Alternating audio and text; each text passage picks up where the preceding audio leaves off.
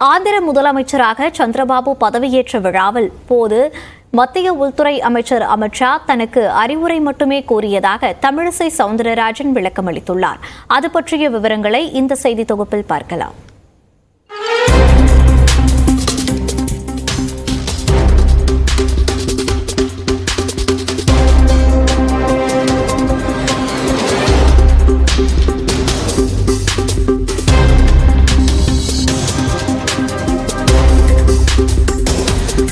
கடந்த 2 நாட்களில் தமிழக அளவில் ஏன் இந்திய அளவிலும் கூட மிக அதிகமாக விவாதிக்கப்பட்ட காட்சி இதுவாகத்தான் இருக்கும்.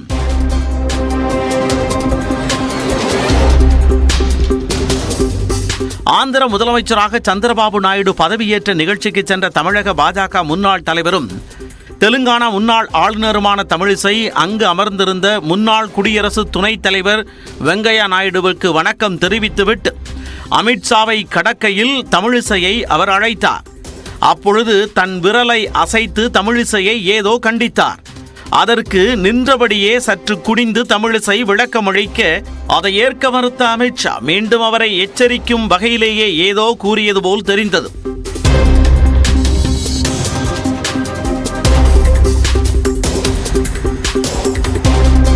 உடனே தமிழக நெட்டிசன்கள் அண்ணாமலை மற்றும் தமிழிசைக்கு இடையே ஏற்பட்ட கருத்து முரண் தொடர்பாகவே அமித்ஷா தமிழிசையை அழைத்து கடிந்து கொண்டதாக தகவல்களை பகிரத் தொடங்கினர். அதற்கு ஆதரவாகவும் எதிராகவும் சமூக வலைத்தளங்களில் கருத்துக்களும் மீம்ஸ்களும் பறந்தன. குறிப்பாக தமிழிசைக்கு ஆதரவாக கேரள காங்கிரசும் எக்ஸ் தளத்தில் காட்டமாக கருத்து பதிவிட்டது. இந்த பரபரப்புக்கு பின்னணியில் அதிமுக முன்னாள் அமைச்சர் SP வேலுமணி தெரிவித்த கருத்தும் அதற்கு தமிழிசையும் அண்ணாமலையும் ஆற்றிய எதிர்வினையுமே காரணங்களாக இருந்தன. நாடாளுமன்ற தேர்தலில் அதிமுகவும் பாஜகவும் இணைந்து போட்டியிட்டு இருந்தால் 30 முதல் 35 தொகுதிகளை கைப்பற்றி இருப்போம் என வேலுமணி கூறியதற்கு கூட்டணி கணக்கு அடிப்படையில் அது சரியானது என தமிழிசை சவுந்தரராஜன் ஆமோதிக்க அண்ணாமலையோ அதை ஏற்கவில்லை. அதைத் தொடர்ந்து அண்ணாமலைக்கும் தமிழிசைக்கும் கருத்து முரண் வெடித்ததாக விமர்சனங்கள் எழுந்தன. தமிழிசை வெர்சஸ் அண்ணாமலை என சமூக வலைத்தளங்களிலும் ஊடகங்களிலும் செய்திகள் வெளியாகின. இந்த சூழ்நிலையில்தான் சந்திரபாபு நிகழ்ச்சியில் அமித்ஷா கண்டித்ததாக கூறப்படும் வீடியோ வைரலானது.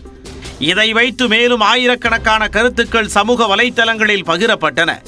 அரசியல் வட்டாரத்தில் இவ்விவகாரம் கொழுந்து விட்டெறிந்து கொண்டிருந்த நிலையில் அதை தணிக்கும் விதமாக எக்ஸ் பதிவில் தமிழிசை சவுந்தரராஜன் விளக்கமளித்துள்ளார்.